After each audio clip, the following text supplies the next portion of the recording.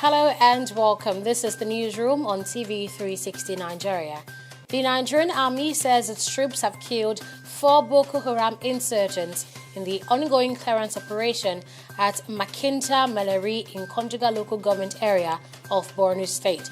The Deputy Director, Army Public Relations 7 Division, Colonel Ado Isa, says the insurgents were killed during a clearance operation on suspected Boko Haram terrorist hideout at Makinta Meleri area of Borno State. He also says troops recovered weapons from the insurgents.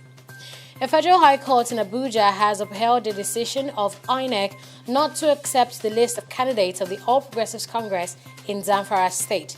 The commission based the action on the inability of the ruling party to conduct primary elections before the stipulated deadline. At the court on Friday, Ijoma Ojukwu, the presiding judge, said it was not the fault of INEC that APC failed to conduct a valid primary within the scheduled period. The federal government has called on the international community to keep a close tab on the opposition ahead of the elections starting in February. Minister of Information Lai Mohammed says the stand of the UK and US against rigging confirmed that the opposition elements are working to scuttle the polls through violence. 3 more people have been killed in Sudan as anti-government protests spread to more towns in the country. The Central Committee of Sudan's Doctors, an organization playing a key role in the demonstration, said officials report that 30 people have died since protests broke out on December 19, but rights groups say the number is much higher. Protest leaders have called for Friday prayers to be held in public places today, a move that could be viewed as being provocative.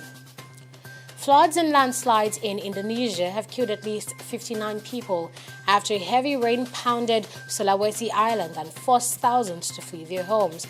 Goa district suffered the heaviest casualties, with 44 people found dead, said Siam Simba.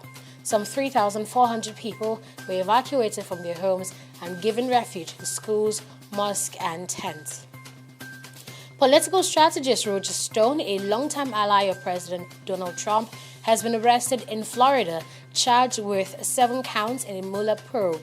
Stone will appear in court later in the city of Fort Lauderdale today, and the indictment includes 1 count of obstruction of an official proceeding, 5 counts of false statements, and 1 count of witness tampering. The charges are linked to an alleged Russian-led hack into the emails of Democratic Party officials. Djokovic is still on track for the record 7th Grand Slam title in Melbourne as he booked his place in Sunday's final against Nadal.